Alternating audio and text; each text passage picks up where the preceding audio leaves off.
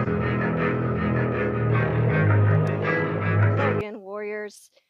This is going to be the first video in my intro to arm balance and inversion classes. So these are just going to be short and sweet videos that give you some tips on getting into your arm balances and things that can help you with the wrist and arm strength. So in almost every arm balance we do, you want to have your arms in chaturanga arms. So um, if you can't hold a low chaturanga, which is what I mean is arms go back beside the body.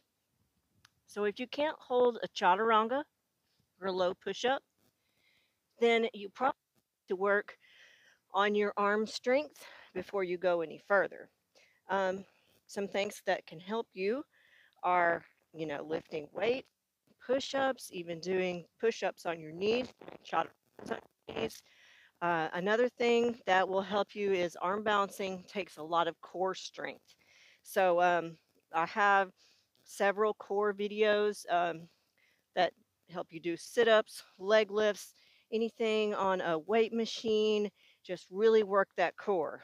So the next thing is wrist mobility. So you really need to work on being able to lay your wrist flat and your shoulders come past your wrist creases. So today we're going to be working in crow. We'll go ahead and start by warming up the forearms because it does take your wrists and your forearms are all kind of connected here. So we'll just go ahead and raise the arms up overhead and begin squeezing your fists slowly but firmly. Then begin to move a little faster.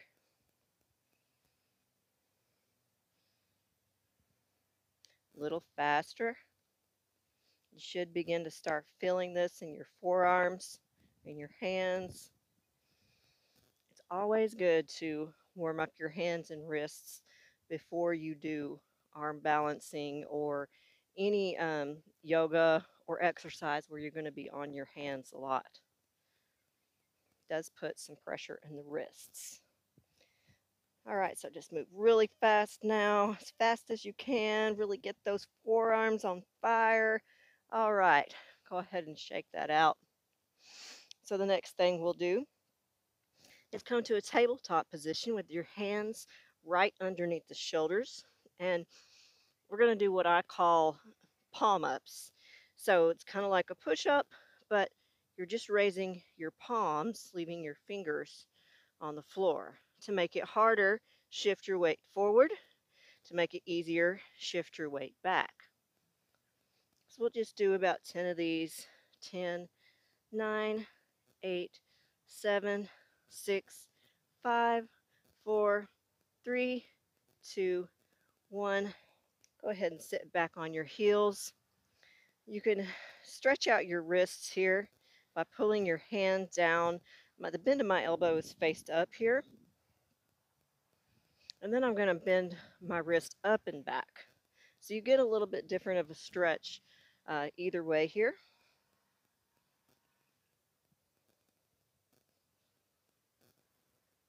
Now I'm going to do the opposite way.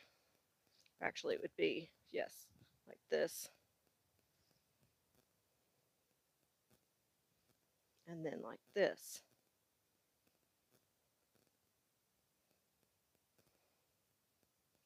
Do the other side.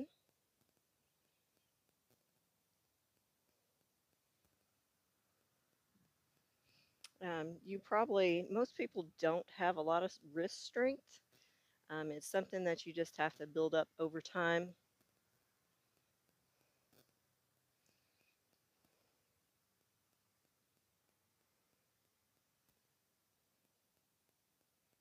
All right, so another tip here is when coming into crow or down dog or plank pose or any of that, if you are having wrist issues, or even if you aren't and you don't want to have wrist issues, is instead of having your fingers pointed forward, you want them pointed out at an angle. So I like to say my pointer finger is pointing to the corners of my mat here.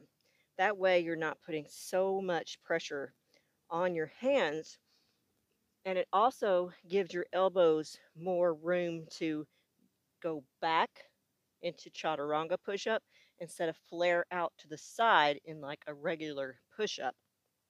So from here, when you're in chaturanga, you're pushing out of your shoulders. You're protracting your shoulders to flex your chest here. You're pulling your core in. You're tucking your tailbone. So this is the position you really want to start in here. So the way I learned to come into crow first was to bring my knees way up into my armpits here. And this is fine if you're just starting out. So I'm going to bring my feet, my knees way up as far as I can. I'm going to take a generous bend in my elbows. So you want to have almost a 90-degree bend in your elbows so the back of your arms create a shelf. I'm clawing my fingers down into the mat. I'm beginning to protract my shoulders, pull my core in, and I'm lifting one foot. Now from here, I'm going to lift the other foot. And this is my crow. So the way that I have learned lately, spit out my gum here, that's attractive, isn't it? To work your way into crane, which is going to be hard on me because I wore shorts when I shouldn't have. And when you sweat, it's really not good to wear shorts when you're going to do arm balancing, because if you sweat, you're going to be sliding all over the place. So what I'm going to do is take my knees right above my elbows here. I'm going to protract my shoulders, pull my core in, and begin to lift one foot and then the other. And then pull my feet in towards my glutes. So the next version of this would be crane, which is where you straighten your arms and keep your legs pulled in there. I haven't quite mastered that yet. So that's about as close as I can get there. So some ways that you can come into crane was like I just showed you there. You could be in your pose where you're maybe flexing your feet or stretching your feet like I like to do in many videos. You can be in your malasana pose here, and then bring your hands down, lift your hips, and come in to crow. You can come to crow from your chair pose. Bring your arms down and bring your elbows to your knees to the back of your elbows. So there's one thing that I'm working on. I'll probably make a fool of myself here, is to jump into crow. So I haven't practiced in a while. You'll probably see me face plant. So I'm going to look to my hands and then jump up. Look, jump. Look, jump.